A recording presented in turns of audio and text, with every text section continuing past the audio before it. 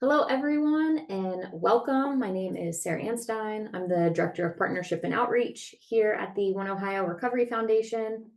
On behalf of our team, I want to thank you for joining us today for this important discussion on sustainability. We're thrilled to have such a strong turnout for today's Impact Academy. So before we dive in, I just want to cover a few housekeeping details. First, this webinar is being recorded. It will be made available online after this session. So we'll have the recording and link to the PowerPoint. So if you miss anything or if you want to revisit a specific point, you can access it later on the Foundation's website. Second thing is that we encourage your engagement. If you have questions at any time during the webinar, please submit them using the Q&A feature. We'll be collecting your questions throughout the session, and we'll have time at the very end to address as many of them as we can. So on the next slide, we want to remind you and encourage you to please stay connected with us beyond today's Impact Academy. So follow us on social media to receive the latest One Ohio related news and future events. We will be doing more Impact Academies like this in the rest of the year.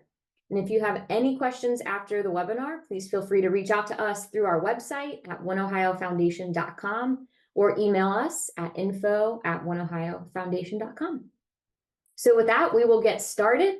We have three incredibly dynamic and deeply knowledgeable presenters here with us today to talk about sustainability. So without further ado, I'd like to turn it over to Kim and Rachel from Washington University in St. Louis.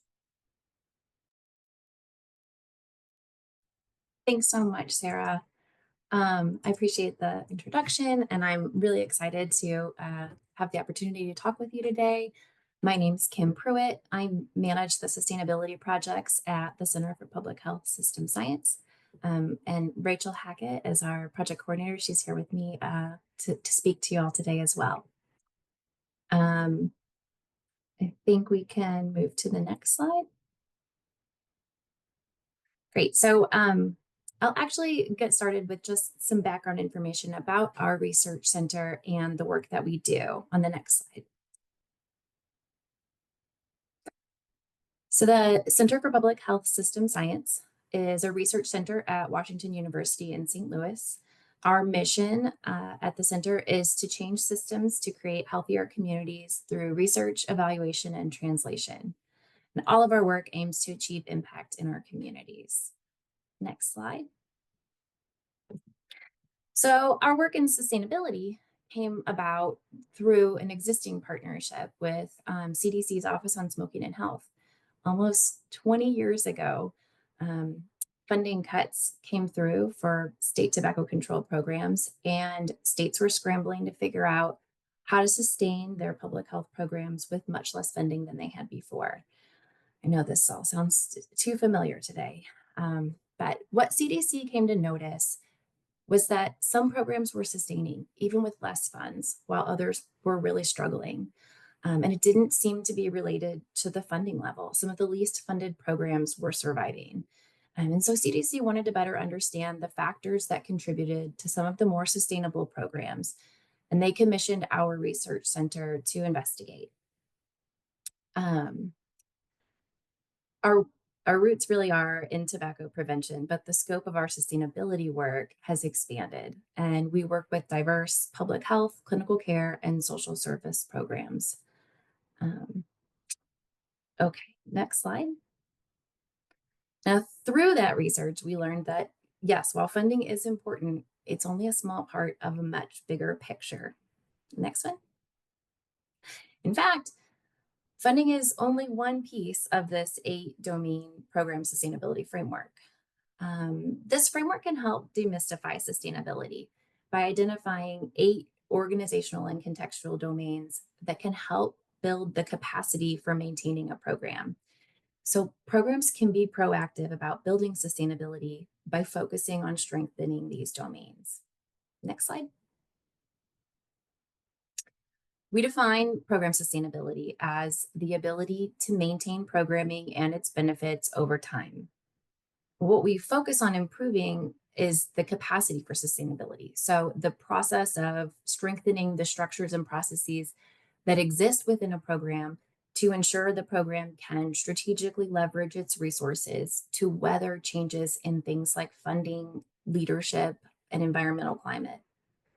The definition is intentionally broad because sustainability looks different for each program based on the program's needs, goals, and funding situation. The general idea is that you have an aware and flexible program that you're actively adapting to respond to environmental changes as needed. Next slide.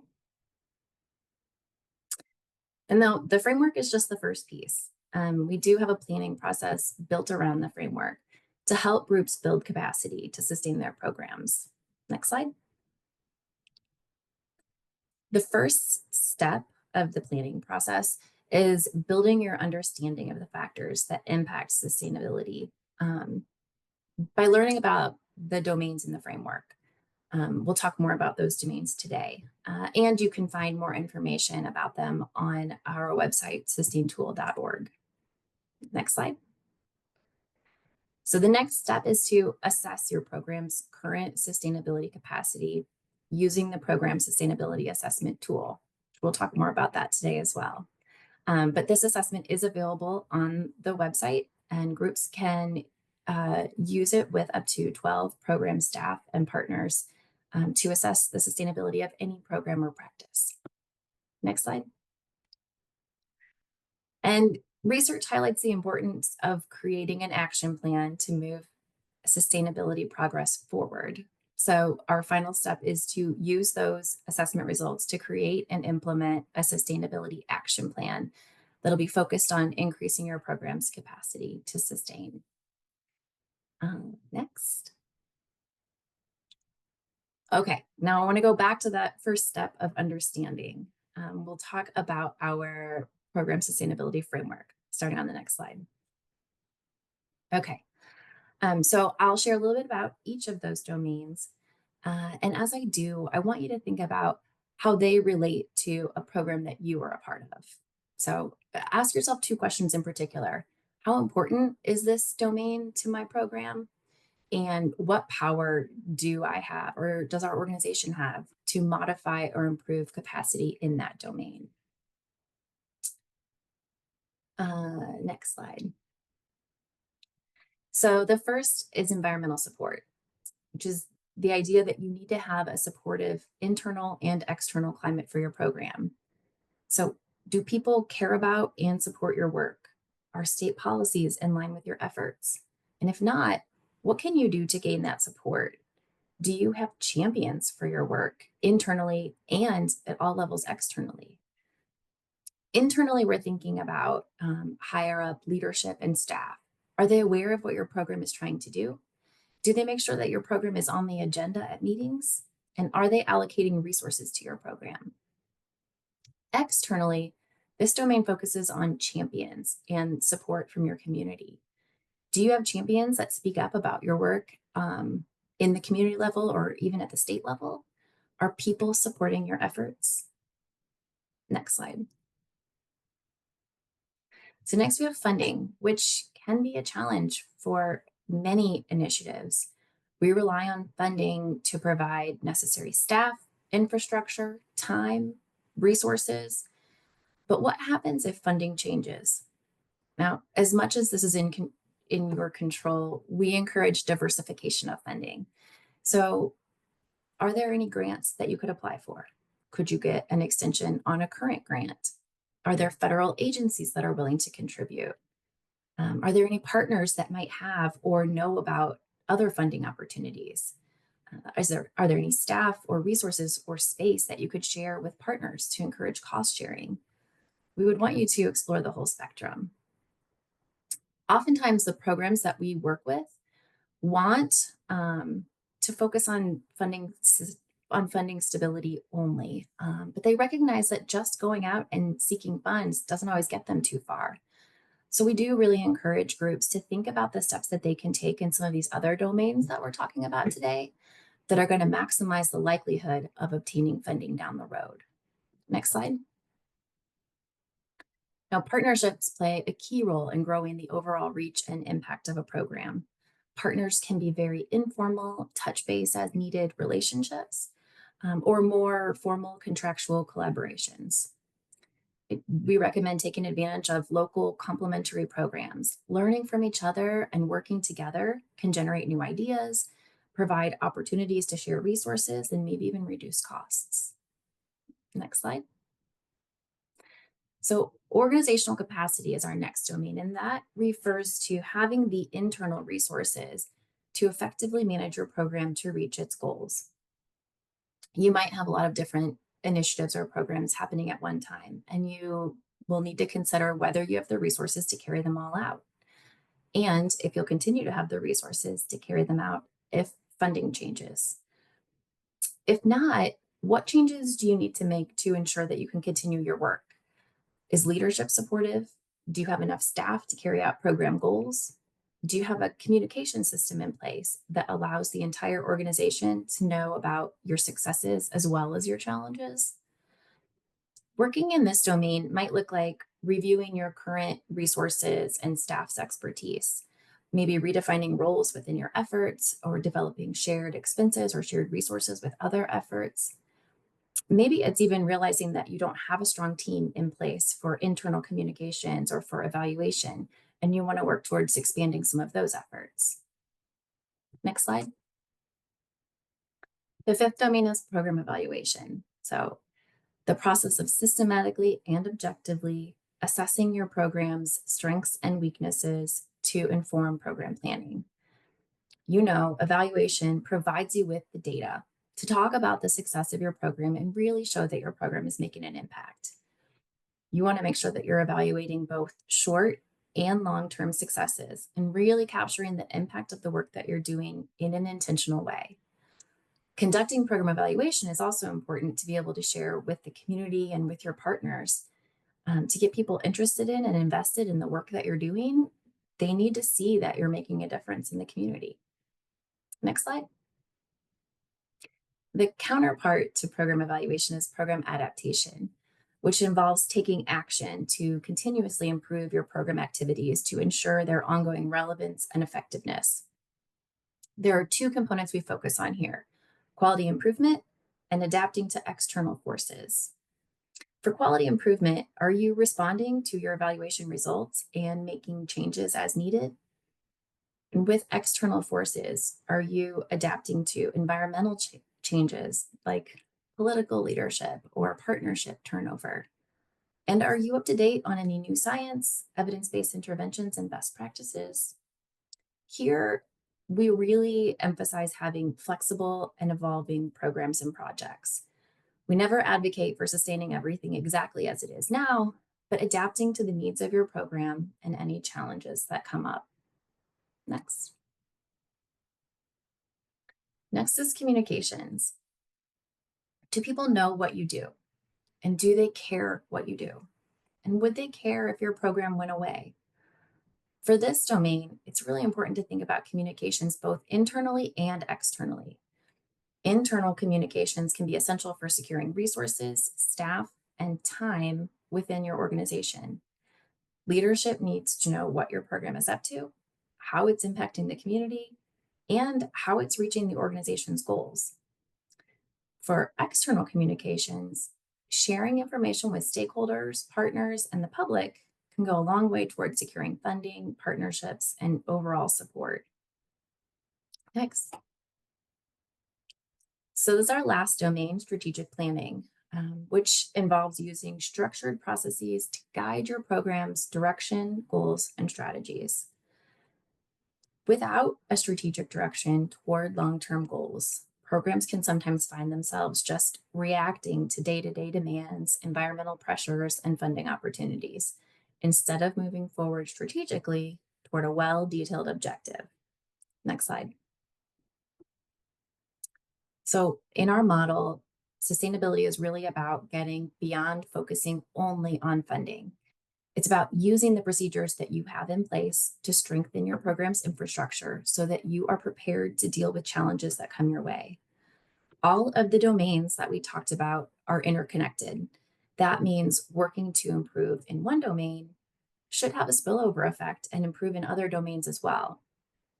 So, for example, working in communications can improve your environmental support because you're getting the word out and people are learning about all the great things that you're doing to reduce substance use and improve public health in your community.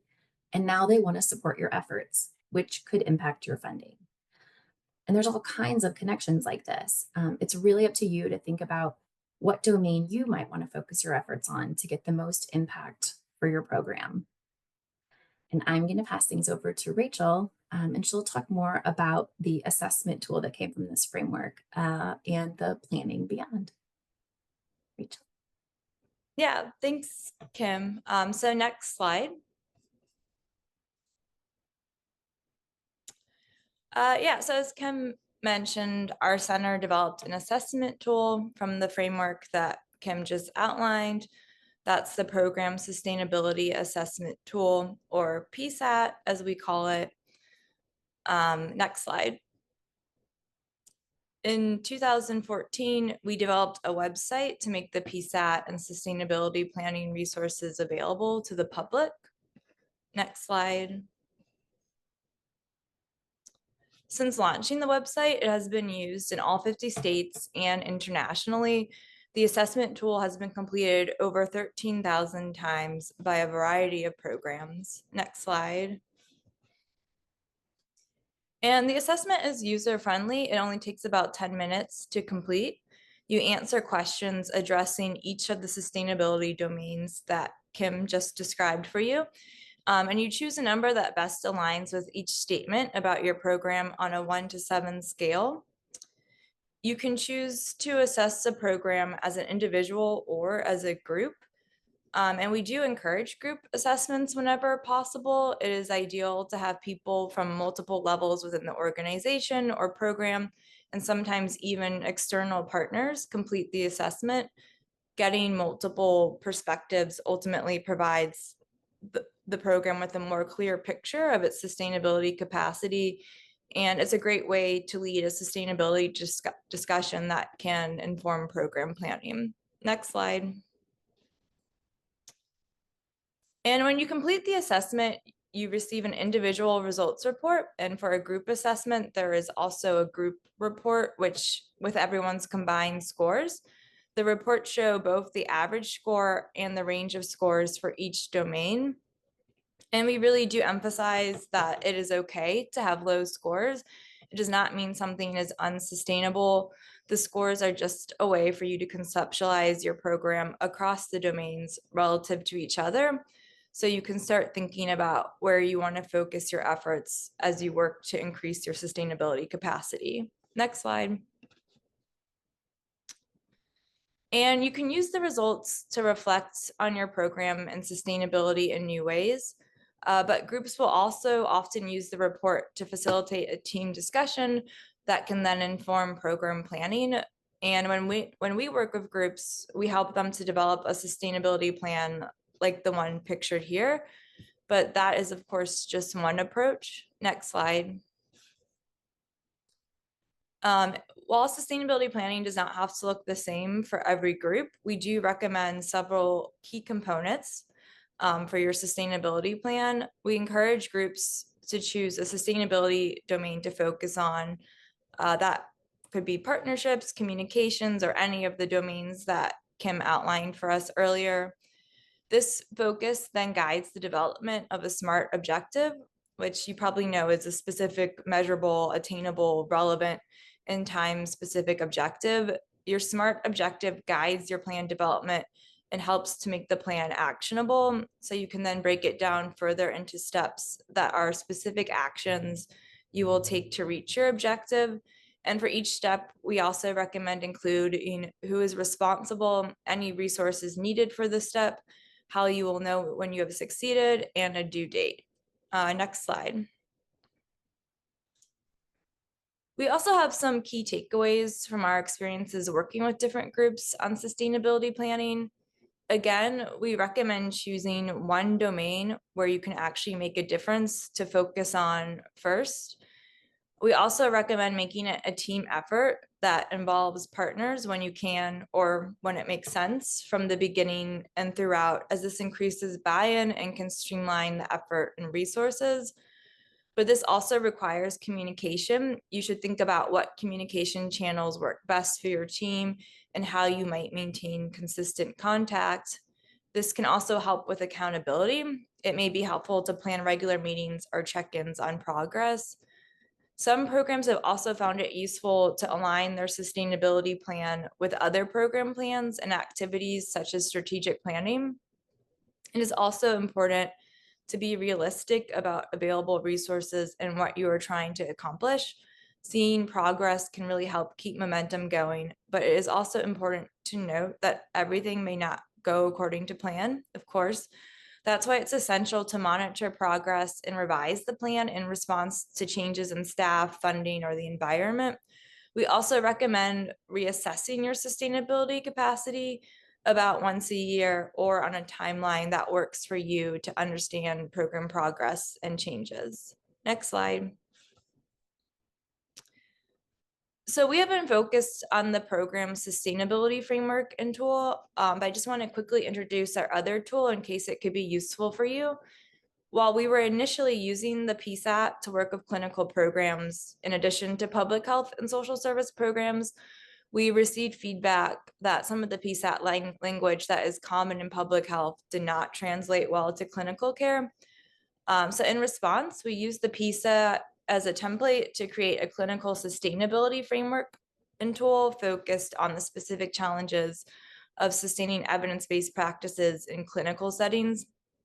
The second tool is called the Clinical Sustainability Assessment Tool, or CSAT.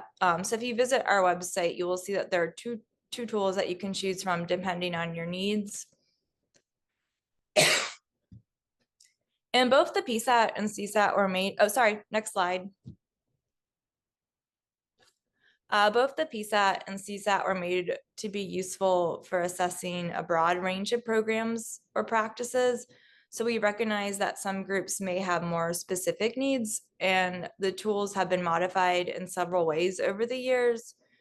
One way to help reduce respondent burden, we developed and reliability tested shorter versions of the PSAT and CSAT.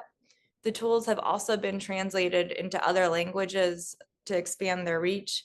Some of these translations are in process, but we currently have the short tools and some of the translated tools available on our website. We have also worked with groups to make other modifications to tailor the tool for a specific setting or program. This hasn't included more minor changes like adjusting language or terminology to be program specific, or larger changes like adding open-ended questions to each domain or adding an entirely new domain that they think is important for their program. Next slide. So yeah, if you're interested in more information or interested in working with us, please feel free to contact us. And I think we will have time for questions later, but passing it on to Gretchen for now. Thank you.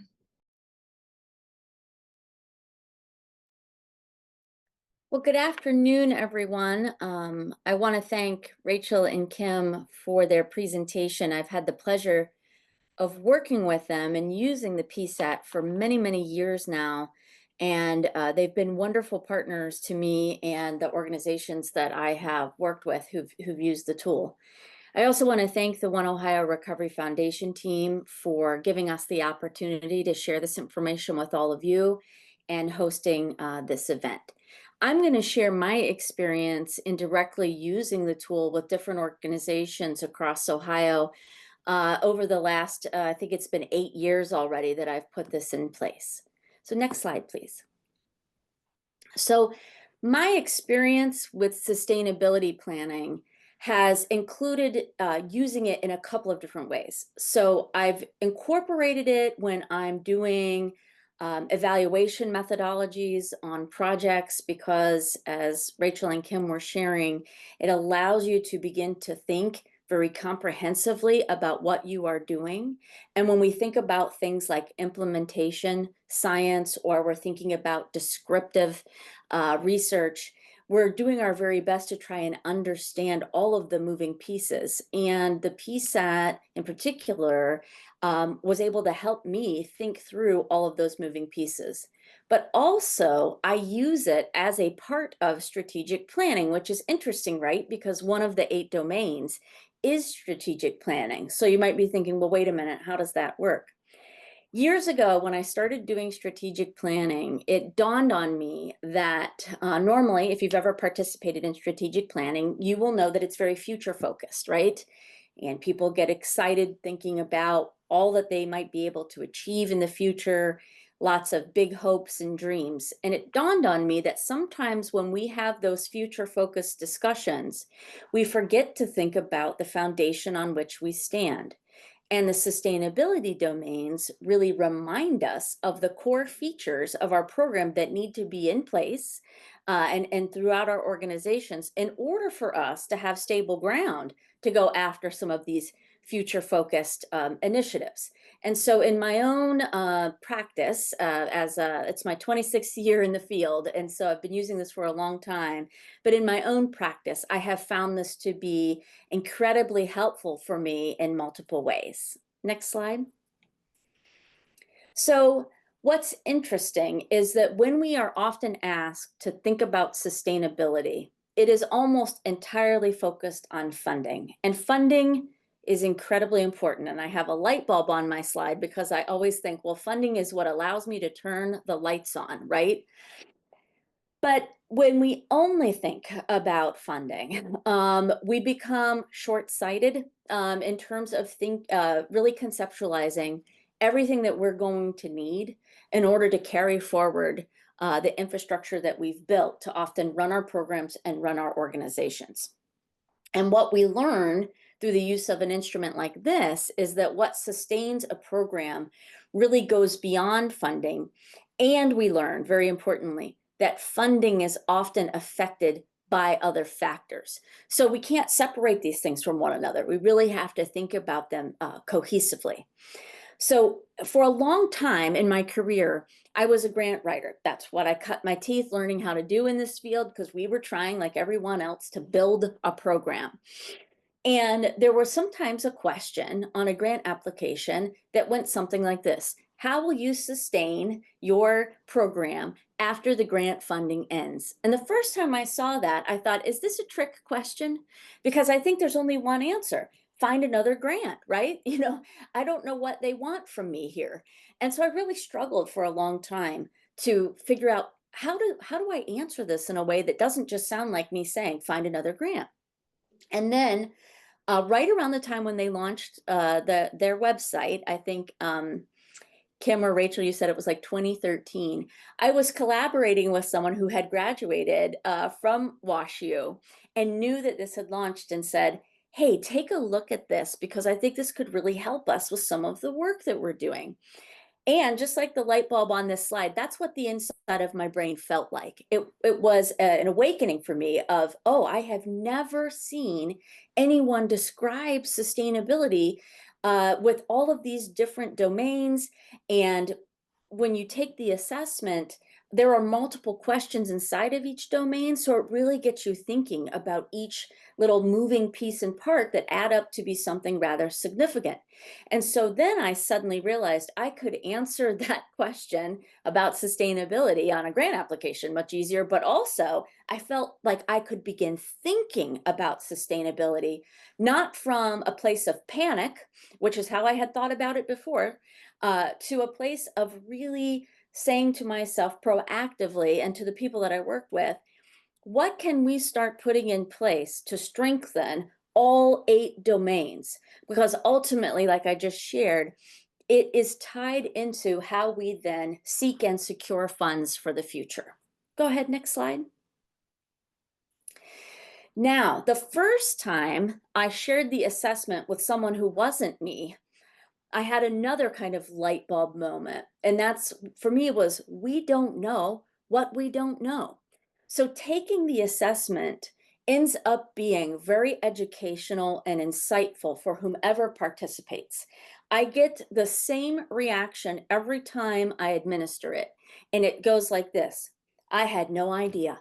I mean, people feel like, again, they've finally learned something very new and very practical at the same time. So when they look at these domains and they think about sustainability, it's not overwhelming. It's actually exciting because it's like, this is kind of what I've been yearning for when I'm out advocating, when I'm out, communicating to folks, when I'm trying to think about what to carry forward and maybe what I need to cut. And I've just not been able to articulate it. So it yields a very positive reaction. And participants will learn a lot because it may be the first time they've ever thought about these domains, maybe didn't even realize how they fit into programs, and they will start thinking differently about the topic because of the assessment. I find this to be true, especially as a precursor to strategic planning. I'm often working with board members of an organization who are very invested. Obviously, they are board members. They're there for the mission, the vision, and the values of the organization. And so they want to be helpful when they're getting ready to plan.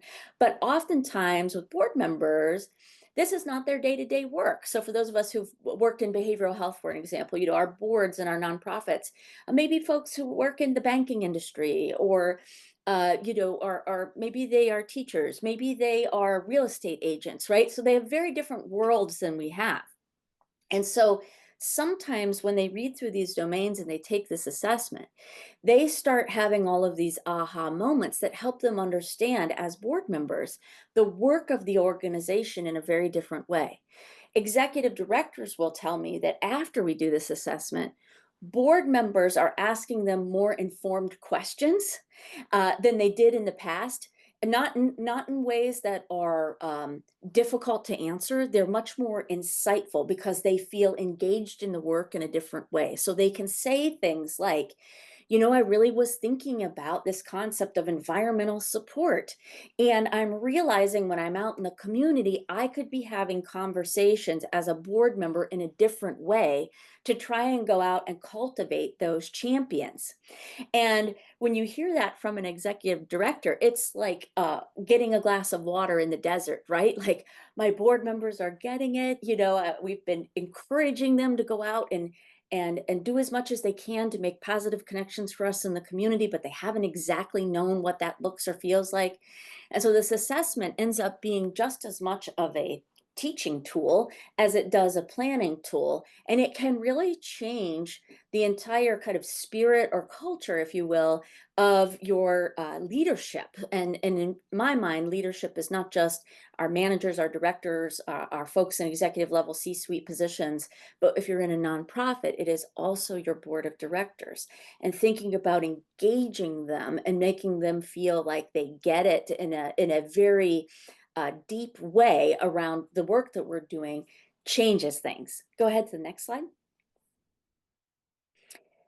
So as a foundation for planning, what's amazing about this assessment is, one, you'll get the results rather quickly. So it's very nice, as Rachel and Kim were saying, it's very user-friendly. Anybody that you want to have participate is going to get a link, and that link is going to take them to an online survey. It doesn't take them very long, like they said, 10 to 15 minutes.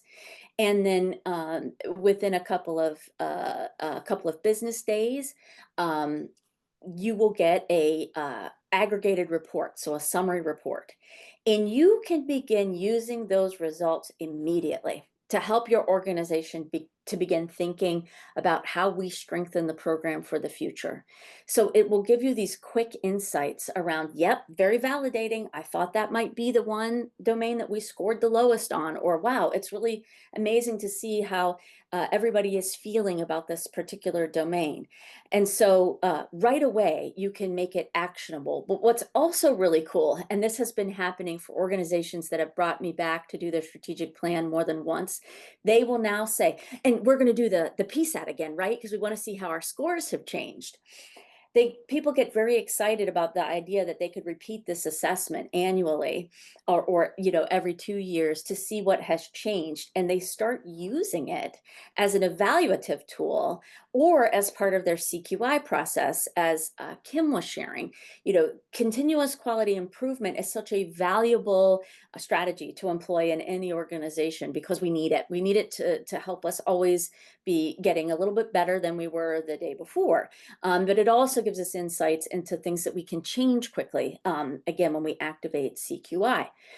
So the other thing I've seen folks do from that lens of being evaluative or CQI is that they put it in then as part of their leadership structure, where in addition to a strategic plan, they can pull from these domains and start recognizing, like, let's say, for example, one of their domains that they really wanted to improve was communications. And they put that through the lens of not just external communications, but internal communications. Does our staff really understand everything that we are doing, why we are doing it, and kind of like the method, if you will, to delivering our services? And if that has become important to an organization, they can take some pieces and parts from the planning tools that Rachel was sharing to be able to say, okay, so how do we track ourselves in terms of what we're doing to communicate more effectively with our own staff or externally? And so that's what's really neat about using an instrument and then repeating it, is you can really track change. The other thing I've seen people do with this assessment is they also use it when they write grants. So they're able to use their own data from repeating this assessment to talk about ways that they have improved or changed or structured something differently. And it again gives you a way to articulate the good work that you are doing regularly, that we often forget to mention when we're out advocating for ourselves. Go ahead to the next slide, please. So if you do have a CQI process in place, please understand there's so much synergy with sustainability planning. So these are complementary, not competitive to one another. So for example, most of the time when we might be applying CQI, we are probably looking at data as part of what we're trying to understand. It could be a data point like program enrollment or dropout rates or attrition rates. It could be around revenue generation. It might be utilization management. I mean, there's all kinds of data points that each of our organizations look at all the time. And whether you realize that or not, when you're looking at data and you're putting that through the CQI lens, the domain of sustainability that you're standing in, is program evaluation, right? How are we using our own data to understand what we do? And it's sometimes in these moments that you realize you aren't using your own data, or you don't know how to take your data and make it work for you so that you can make a decision that's been driven by data. But then what's interesting about CQI is it requires some reflection, right? And it wants you to ask about your own flexibility. Well, that domain is program adaptability, right? And it also asks you to think about your staff and how they're doing and what they can do to improve in that CQI process. Well, that domain is organizational capacity. And then, because again, dollars and cents are what allow us to do what we do, it forces us to look at our financial stability. And so these domains start naturally showing up conversationally in our own CQI or internal processes, where we're really trying to understand what we do. Go ahead, please. So 4 quick examples of what that might look like. So when I've worked with organizations and we look at something like environmental support, what you'll see on here is different than partnerships. And that's a distinction that is valuable to understand. When we think about environmental support, we start to emphasize, how our program impacts the community and making connections outside of our existing partnerships and making the case for this program to decision makers. So when I do this exercise as part of strategic planning, and I've got a group of people in front of me, and we're walking through the results of the PSAT, I will say to people, environmental support to me are people outside of our bubble. We often think of our partners as environmental supporters, but that's a different relationship. And partners are really about leveraged resources and getting work done together, right? People who can carry forward with us, whatever it is that we're trying to do. Environmental support is really about champions, and those champions need to exist outside of the bubble of the meetings that you're always at, outside of kind of the regular conversation of people who already understand what you do. So we have to think a little bit bigger about who we invite in and how we're having those conversations so that the community understands what it is that we're doing and how we impact things. Another way that we can plan is by thinking about, again, tapping into these partnerships and not just asking ourselves, do we have good partners around the table, but are we reciprocally benefiting one another, right? So partnership isn't just about what I can get out of somebody else. It's also what I can do for them. So if you've ever heard the term collective impact, that's what I'm talking about, right? Like, how do we make each other better? And through that, we start to think about partnerships that are meaningful. And that builds momentum as well in an environment where collaboration is, of course, encouraged. So we can build environmental support, we can build our partnerships, and that starts to create a lot of, I think, notice in the community, right? When we're able to be together, do good work, have folks who are talking about us in positive ways, have people who are thinking about us when decisions are getting made. So my third example of how you can use the domains to plan is really around program evaluation. So program evaluation does not always have to be something only associated with a grant and writing a report. Program evaluation can be very internal, right? Thinking about process data, I mentioned earlier, implementation data, descriptive data, kind of the data that we're collecting every day. The key is that we use it regularly, right? Like it's not helpful to only look at your data once a year. You're not able to activate around it if it is sitting on a shelf and it's stale and you're confused about what you're looking at. It is essential to be looking at information regularly. And it allows us then to talk with our staff about ways we can continue to amplify the great work that we're doing. So what are our program strengths and how do we know that? How do we grow that, right? We can talk about the progress of our clients, the amazing things that they are doing. We can talk about opportunities, right? So are there things that we could really step into and say, wow, there's an opportunity here for us to communicate and tell the good news. I was at a conference last week and ran into a colleague of mine who does a very lovely newsletter once a month that always starts out with good news. And it makes me happy. And I need good news right now. But that's how the tone of this starts. And it's always a story about something positive that they are doing as an organization. Sometimes it features a client, but not always. And they back that up with some actual data and information and a mix too of qualitative data. It's not always numbers and percentages. Sometimes there's pictures, sometimes there's interviews, but it creates this opportunity to communicate, right, about what the organization is doing. And when I saw my colleague, I said, I'm so glad that I'm somehow on your newsletter mailing list because it really, I love seeing the positive because in this field, and I'll use behavioral health as a wide swath, okay, but scoop everything that is in the service of others, right? That idea of helping professions and helping people. We don't share our good news often enough, and it makes a difference to tell that story. So program evaluation and recognizing, hey, if that's one of the domains that didn't score very high, what do we need to do to strengthen our ability to use our own data? Because it ties into my fourth and final example, and that's the communication piece. And in the world, I worked in a nonprofit for a very long time.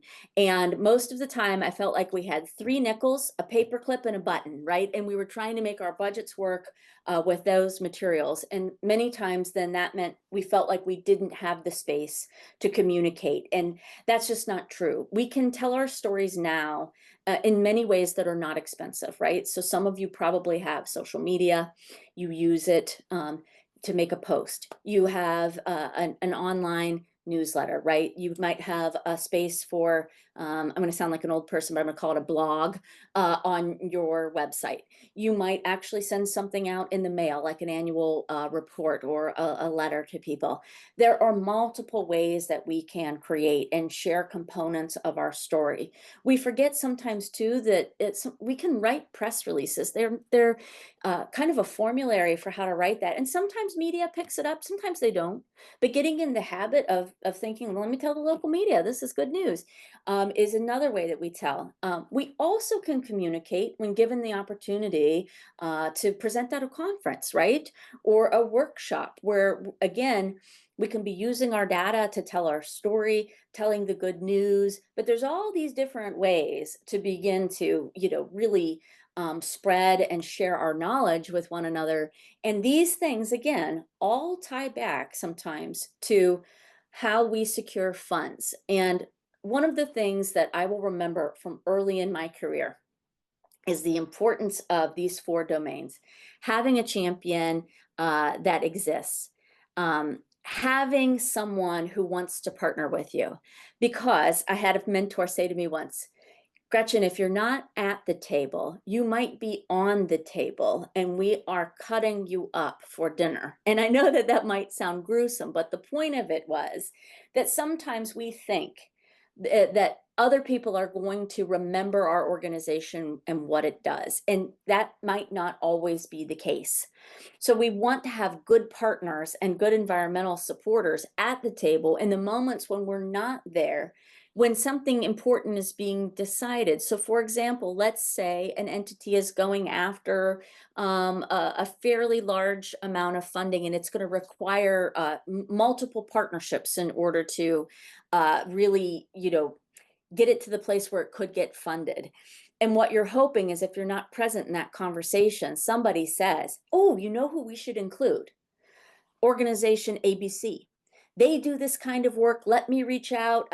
They should be at the table. That's what my mentor was trying to tell me. And so if I can't be there, I'm hoping that someone is there who understands what I do. That means I've communicated, right? That understands the good work that we do and can articulate that. That means I've shared data, right? That they recognize that if they bring me along, it will benefit them. That's that meaningful partnership. And in that role now, they are functioning like a champion. So I hope that that helps you all see, like, these things are not separate from one another. They are absolutely integrated. Next slide, please. So how do you get started, right? Kim and Rachel shared this with you, but the first step I always think is take the assessment. It will not take much time, and it gives you a wealth of information quickly. And then when you get the results, remember, keep an open mind. The first time you take it, you should not expect high scores. If this is the first time you've ever thought about a domain called organizational capacity or program adaptability, you shouldn't expect to see amazing scores, right? It's going to give you room to grow. And in this moment, it's more of an aha, right? Rather than a, oh, darn. And then think about, across the domains, things you can start working on right away. Some things are low-hanging fruit, and you can begin to address them immediately without additional resources. And then the stuff that's bigger and more difficult with, that's when we want to start planning for the future. Go ahead, please. Oh, that takes me to the end. So I'm going to hand this back to the team at One Ohio. And I just want to say thank you for the opportunity to share my experience. I want to thank Kim and Rachel again for their good work. This is their idea. I just get to use it and I benefit from it extensively in my work. So thank you so much. Thank you, Gretchen, Rachel, and Kim. I know I learned quite a bit during that presentation, and we do have a couple questions. The first was, will this recording be available? The answer is yes. We will put it on the One Ohio Recovery Foundation's website. Probably expect to see that by the end of the week on the events tab of our website. We will have the recording of this presentation. And then I know it was answered in writing, but I thought it would be good for the rest of the group. And I know we got a couple folks calling in, so they may be driving, but is there a cost to using the tool? Rachel, Kim, I'll let either of y'all answer that one. I can take this one. Yeah. So there's no cost. The the tool is free. It's available on the website. There are also planning resources there as well, and more information about all the domains. So yeah, we try to make it available for folks to use as they need and when they need, and in the way that suits them best. So I will say the free version is available for up to 12 people to take the assessment in your group. If you have a larger group than that, then you would want to reach out to me or Rachel, or just even through the website you can, and we can help set up a bigger assessment if that's something that you need. Wonderful. Thank you. Question that came in. They are a young organization and they don't have a lot of data. So how would you advise them to move forward in this work without having a lot of data to start with? Does that feel like a question for me? Whoever wants to take it. Okay. I'll offer my response and then please, Kim or Rachel add in. So to take the assessment, you don't need to be looking at any data in the immediate. It really is at least your first time, right? I think data can be very helpful for you going forward, but your first time is really an aha moment of, oh, wow, I don't know that I've ever thought about communications like this, or I don't know that we collect this type of information as part of our evaluation. Oh, I've not ever considered this before. And so it's okay to take it and think of it as that starting piece, especially for a young organization, to lay the groundwork then for maybe the things you want to put in place as it terms in terms of thinking about the things that are going to matter for you. So that's kind of my first thought, is like jump in with both feet. It won't hurt to go ahead and explore. But let me pass to my colleagues and see if they feel different.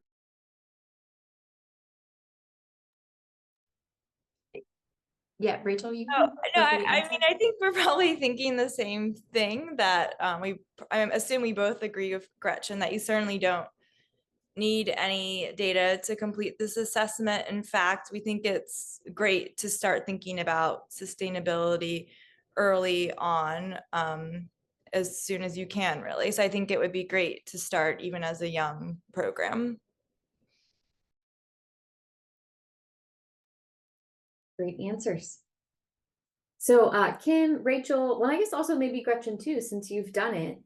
Do you have an idea of the amount of time it takes to do the assessment, and who are the best folks to be involved in completing either the program or the clinical sustainability assessment? Yeah, so both of those assessments are actually very quick. Usually takes no more than 10 minutes to complete. And as Rachel said, we encourage groups to take the assessment. So the people that you want to get opinions from are people that know and understand your program. So it's sure, it's people that are working in management, but it's also board members, like Gretchen said. It is also people on the ground that are doing the good work. All of those people have a different vision of what's happening. They can sort of share what's going on, and it makes really for richer conversations when you're trying to do program planning. And Gretchen, I don't know if you or Rachel have anything more to add I to that. agree. I agree with what you said, and I will tell people from like a practical standpoint, if you're going to be the one that asks folks to do this, and again, if I'm doing strategic planning, it's everybody who's invited to strategic planning. So if that's the board and key staff, they're all taking it. If it's a larger endeavor, again, I always say, let's invite everyone who's going to be participating in the day. Then what you'll do on the back end is you'll assemble that list of people's names and emails, and you'll share that with a member of Rachel and Kim's team so that they can prepare the link to go out. I recommend giving yourself a couple of weeks, because like anything else, folks are going to need reminders. You want as much participation as possible. And so just with folks' work schedules, I always try and give 2 or 3 weeks before we quote close the assessment. And then you'll have the results. And it will take each person on average 10 minutes to complete.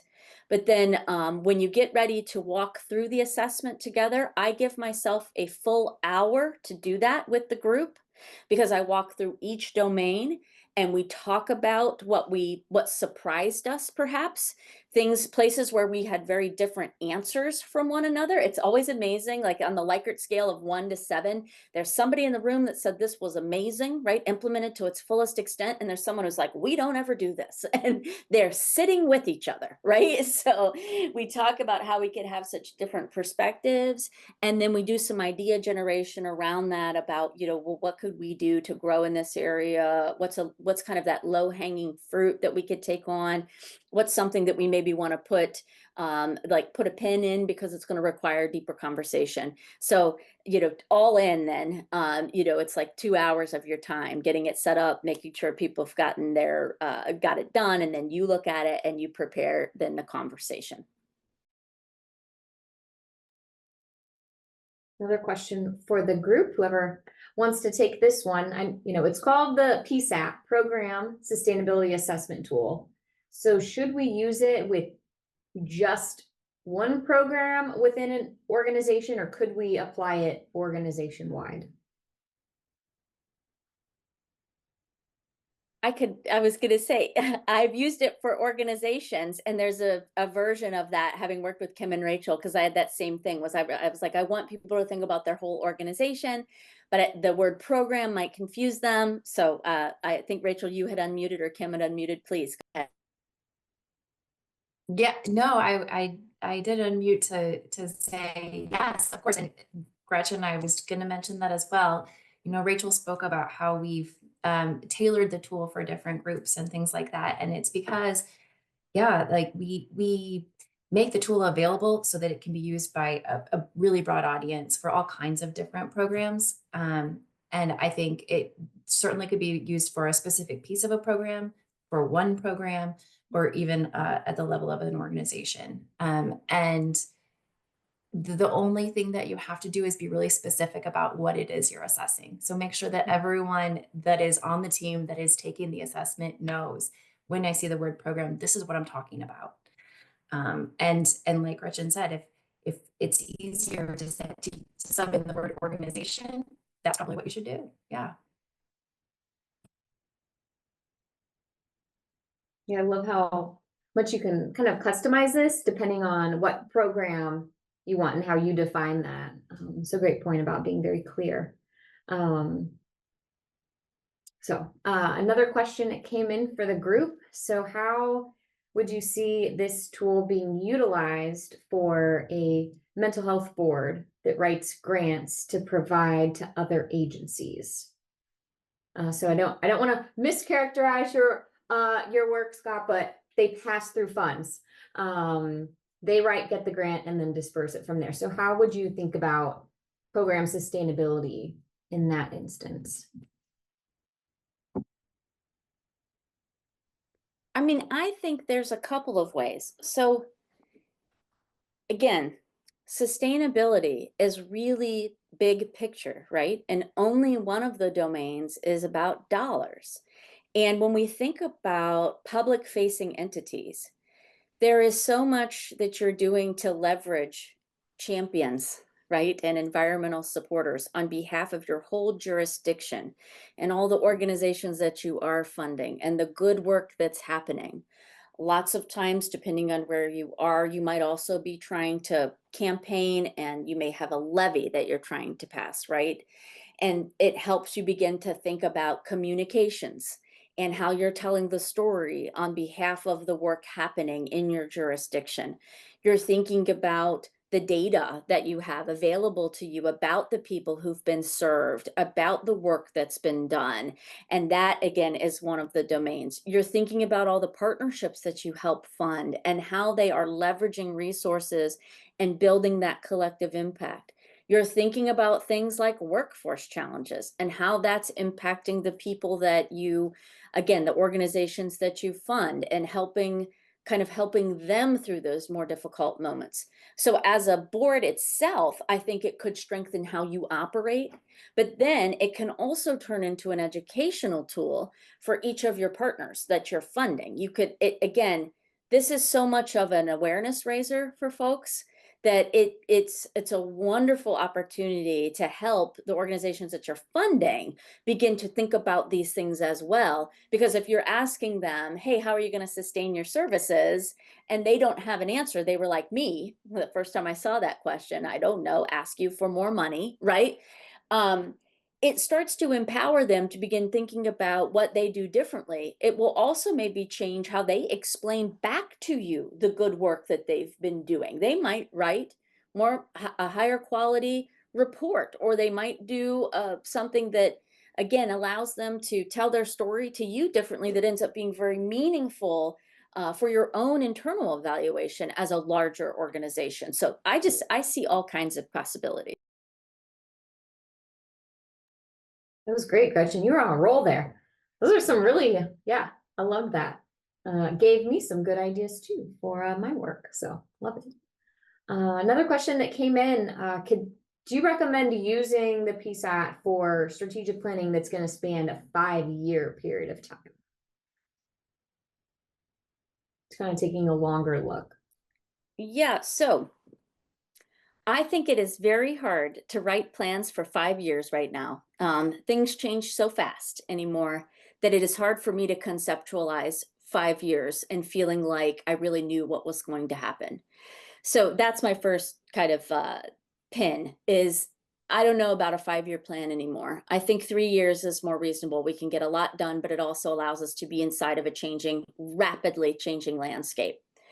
But if you are going to try and write a 5-year plan, I would recommend that you revisit the PSAT in keeping your plan fresh, right? So let's say during strategic planning, we've done our first round, we've gotten our scores.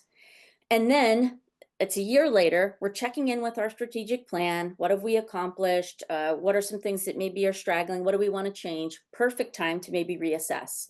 Because in that year, there will have been things that changed. Some you may have expected, some you will have not.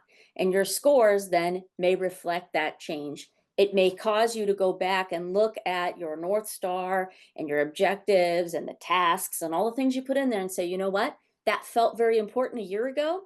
It is almost non-applicable based upon what we're dealing with right now. So we need to revisit this. The worst thing that can happen to a strategic plan is for it to go stale, right? Like you go through all this work, you write it and you put it on a shelf, and that doesn't help. So it should be something that you're looking at regularly, and it should be a living document, meaning that it's not carved in cement, right? Like it's meant to have some dynamic features to it. And so if you repeat the PSAT, that could help you figure out like, oh, okay, this felt, like I said, very important, but we've made enough progress on it. We need to identify this other thing, which has now kind of come to the surface that we had never thought about before. And our PSAT scores are helping us realize too, that if we're going to address this, we're going to have to strengthen this particular domain. Again, Gretchen, you answered that beautifully, and really exactly, with Rachel and I would think of it as well. We do think that it can inform strategic planning, but definitely take it again. I think my camera is getting a little crazy. I'm gonna turn it off. Sorry, folks. Yeah, your audio is having a tough time, Kim. Our weather is a little wonky here, so my apologies. Yeah, I was just saying, yes, Gretchen, thank you for stating that so clearly. We definitely would encourage folks to reassess and review those assessment results and use that to update strategic plans at least on a yearly basis so that you keep things relevant.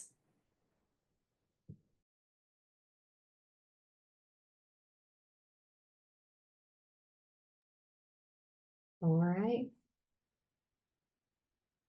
I know I've got a long list of notes going on here of things I want to take back and assess in my own work. And I know some of what y'all said today reminds me of work I did in previous roles, but I didn't know that it was sustainability. So y'all gave me words to describe work I did, and a couple of them that I intuitively knew to do. So that was great to hear, just to give me some new lingo to describe work that I've done, a new way to think about things. So I found this so helpful as We're in kind of this changing dynamic environment, and for us to really think holistically about sustainability in terms of our work, our organizations, and our clinical services. So I want to thank Gretchen and Kim and Rachel so much for being with us this afternoon. Thought this was fabulous. Again, we will post the recording and the slides on our website, which will have the contact information. It will include the link if you want to go take the PSAT or the CSAT assessment tool. So thank you again on behalf of the One Ohio Recovery Foundation for being here with us. And again, to our fabulous presenters. Hope everyone has a great rest of your day. Take care, y'all.